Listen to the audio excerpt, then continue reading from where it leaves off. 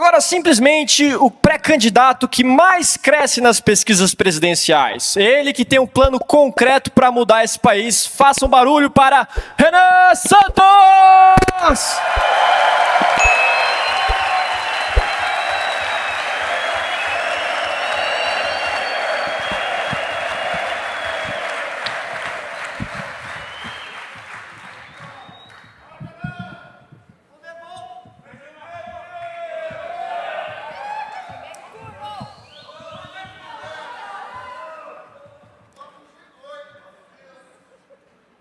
Boa tarde. Olá, meus queridos amigos. Uma honra estar aqui com vocês. Retornei do Pará.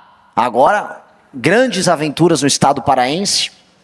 Grandes descobertas, grandes amigos que foram feitos no caminho.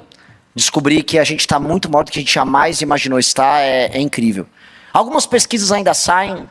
Hoje saiu um Datafolha. Eu não consigo entender o Datafolha. E me deu atrás do caiado. Eu falei, mas como é que é? Eu estou disputando espaço com a Samara, de acordo com o Datafolha. Ok. Não é o que o Data Ananindeua me mostra. Não é o que Data Breves me mostra. Não é o que Data Melgaço me mostra. Alguns lugares com o menor IDH do Brasil, justamente o perfil eleitoral mais difícil de você buscar, conhecendo, vindo tirar foto, correndo atrás.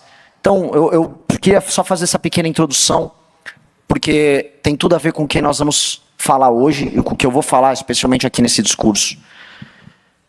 O peso que recai sobre o nosso ombro está ficando cada vez maior. E isso já começa a afetar o nosso sono. Eu não imaginava estar na posição que nós estamos hoje. Eu imaginava que a gente ia conseguir montar o partido, sim. Eu sempre tive certeza que a gente ia montar o partido. Eu tinha certeza absoluta que nós íamos fazer o impeachment da Dilma. Todas as vezes que o grupo de amigos que a gente criou na Brigadeiro Luiz Antônio, o grupo inicial Pedro, Kim, eu, meu irmão, o Riso, algumas outras pessoas, todas as vezes que a gente tinha uma certeza que algo ia dar certo, a gente fazia o melhor, porque as coisas davam certo meio que automaticamente.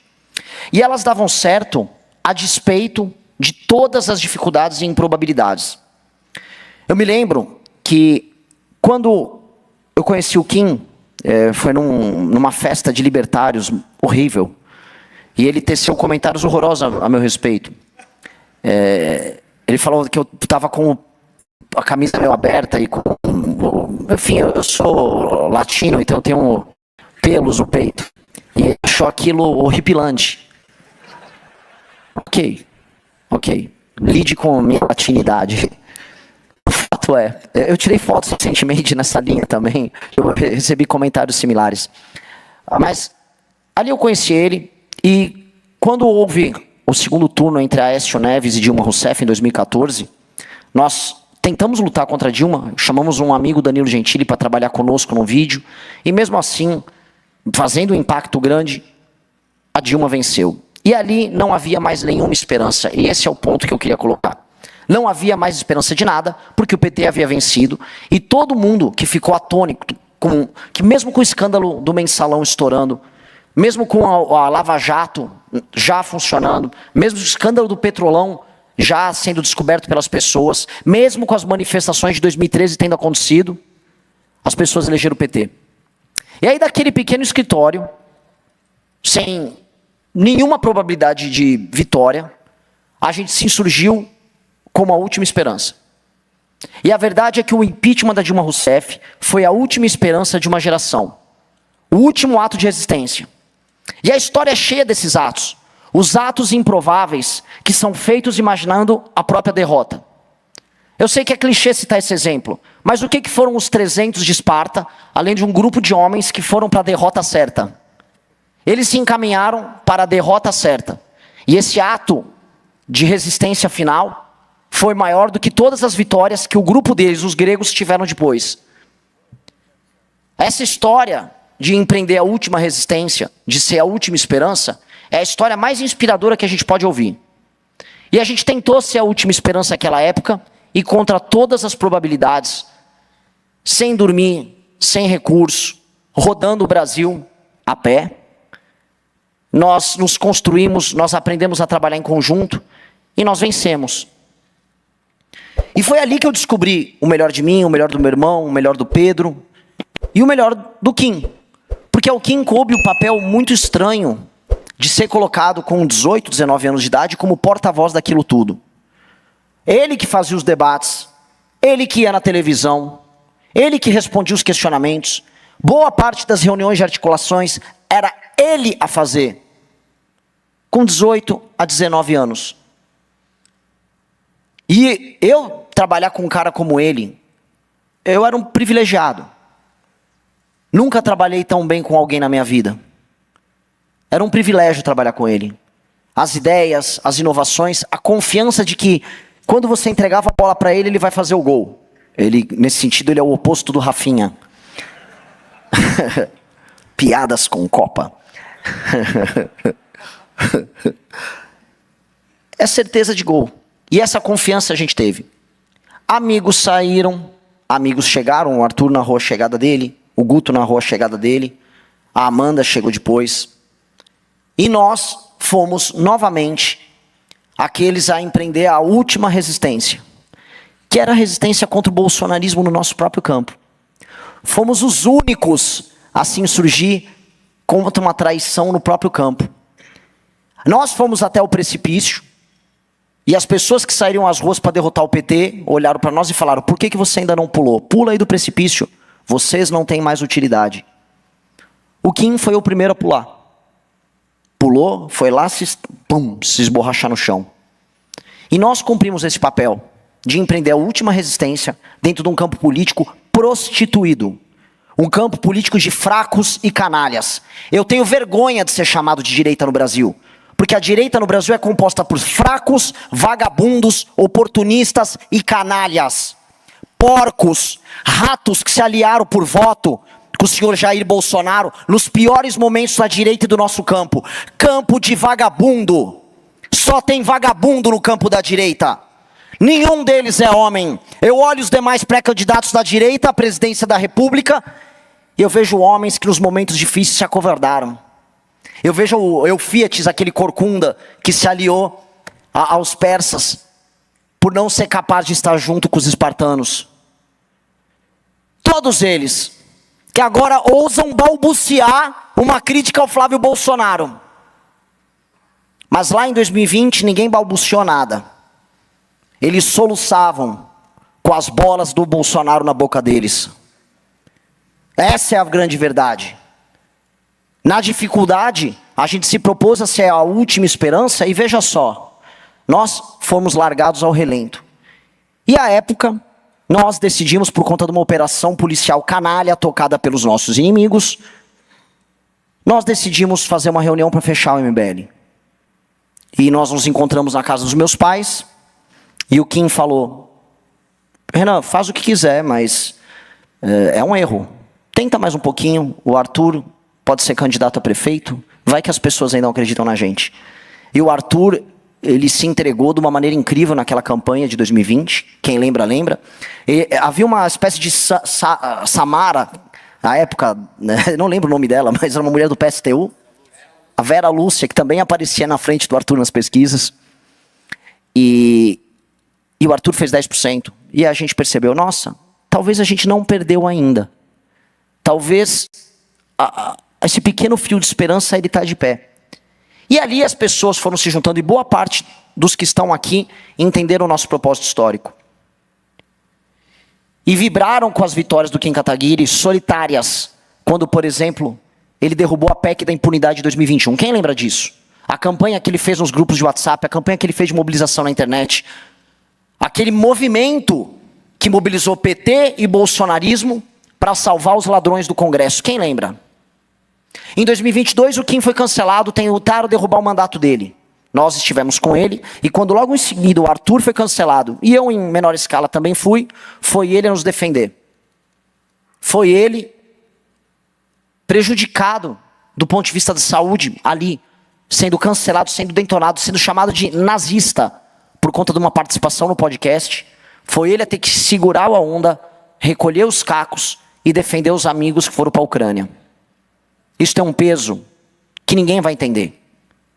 Hoje, como paralelo, eu vejo os nossos concorrentes da direita, a direita, verde e amarelo, se matando entre si.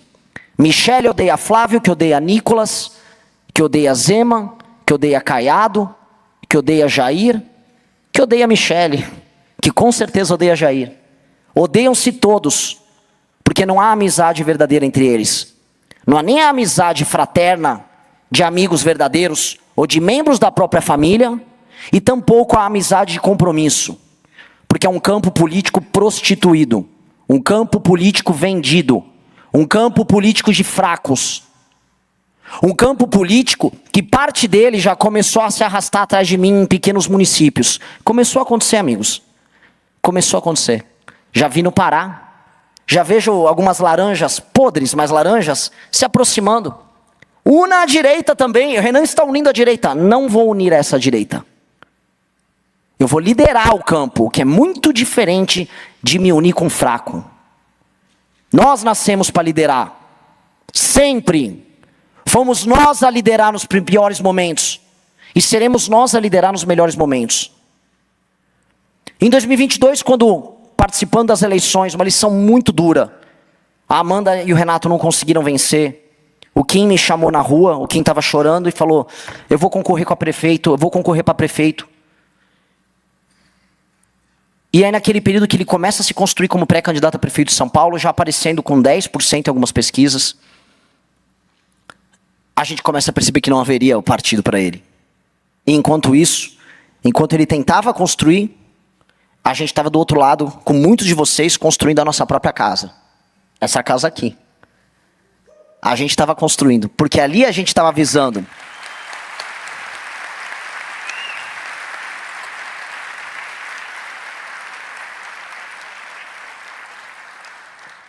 Ali a gente avisou que não mais iriam impedir a gente de construir nosso caminho. Que não mais iam parar a gente. Ninguém vai mais parar a gente.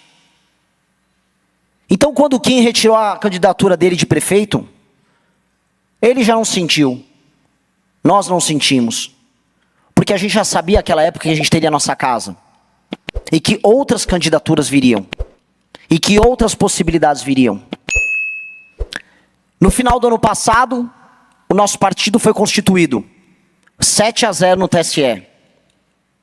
Ratos que foram do MBL estão rodando o podcast como as prostitutas que eles são, porque são fracos. Dizendo, foram conversar com ministros do Supremo para passar. Ratos. Todos ratos.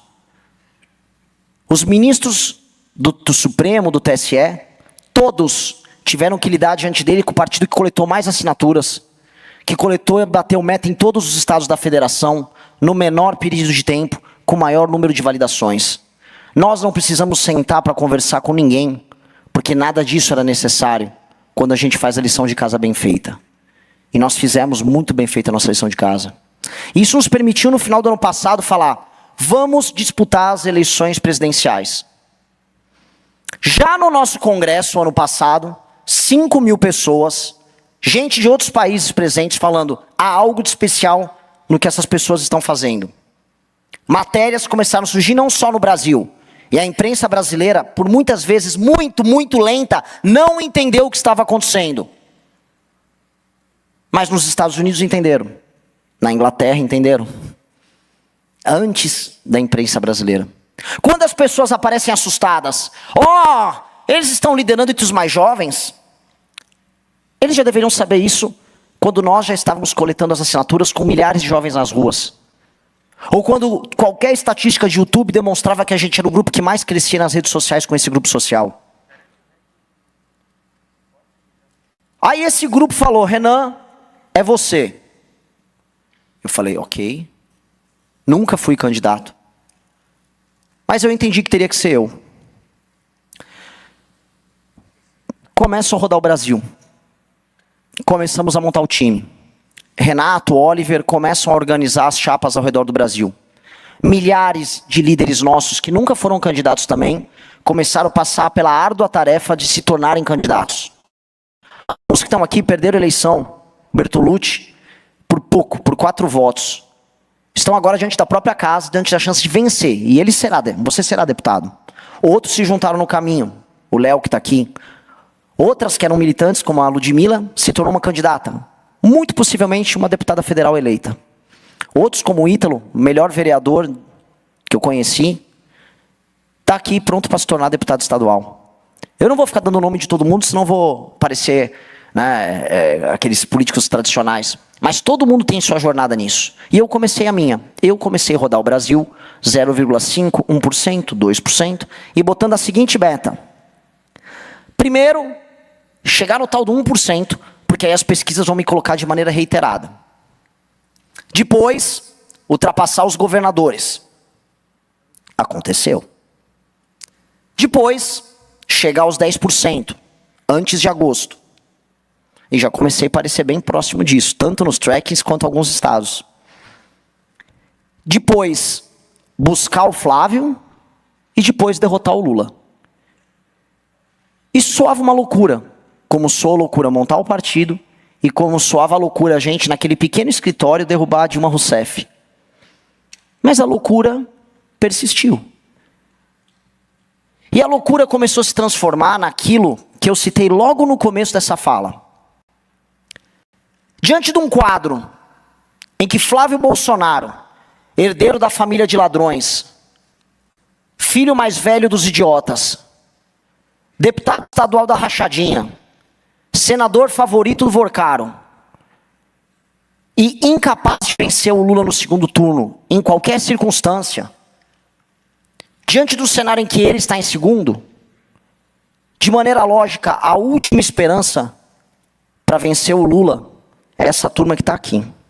Nós, novamente, somos a última esperança. Nós, novamente, temos a responsabilidade e o peso de ser a última linha de defesa.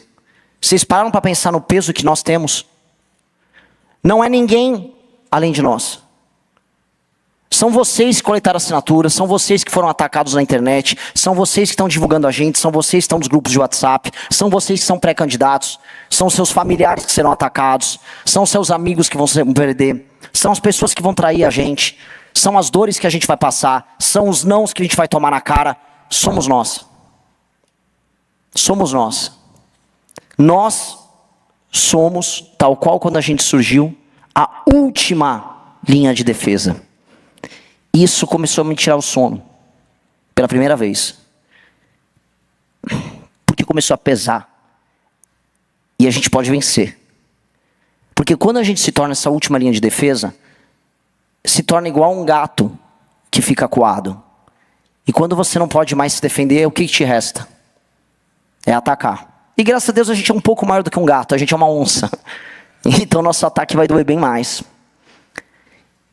E nós temos que só pensar agora em vencer. Não há outro caminho além de vencer. Se não formos nós, é o Lula. Não haverá vitória, nem com as pré-campanhas dos governadores que tentaram. Flávio é um fraco. Não há nada com eles. Há tudo para nós. Só não há dinheiro, só não há jatinho, só não há a tal da estrutura. Me perguntam em alguns lugares, quem será seu palanque em São Paulo? E é o tema hoje da fala do Kim. Quem será seu palanque? Eu não sei. Eu só sei que quando a gente viaja, a gente encontra palanque em todos os lugares com os amigos que nós fizemos no caminho. Eu encontrei um palanque em Melgaço. Eu encontrei palanque em Breves, num lixão em Breves, no Pará. Havia num lixão um grupo de caras que fez questão de correr para ver o barco onde a gente estava para assinar. Eles eram nosso palanque. O que eu tenho a dizer sobre isso é, eu não posso não exigir de todos os que estão aqui, que são meus amigos desde a época daquele pequeno escritório lá na Brigadeiro Luiz Antônio, e depois do escritório na Vila Mariana, eu não posso exigir nada além de vocês estarem no Palácio do Planalto comigo, administrando o Brasil. E eu não posso exigir nada diferente do Kim Kataguiri. Eu preciso do Kim comigo. Eu não quero do Kim nada além de administrar o Brasil e tocar as coisas mais difíceis que nós vamos precisar fazer. Porque se nós somos a última linha de defesa e a última esperança, e não há aqui nenhum exagero retórico. Somos nós ou nós. A Faria Lima já percebeu isso. O Polymarket já percebeu isso. As pessoas que juntam Lé com o CREA já entenderam isso. O que nós temos que fazer agora é ir para essa jornada imaginando que a gente pode provavelmente perder. Mas a gente tem tudo a ganhar. E se vencer, fazer a maior gestão da história desse país. Fazer todas as reformas que a gente está propondo. Reformar o Estado brasileiro e colocar o nosso nome como grupo de pessoas perseverantes que sempre aceitou ser a última esperança. Eu quero o Kim comigo. Eu não sei o que ele vai anunciar hoje. Eu não sei a surpresa que ele quer fazer. Mas definitivamente, todas as vezes que colocaram eu e ele contra o corner, ele deu o melhor dele. E ele foi o melhor que nós tivemos. E com base nisso, todos nós vencemos. Muito obrigado. Gostou do conteúdo? Considere deixar o seu like, inscreva-se no Cortes Onçudos e ative o sininho. Até o próximo corte.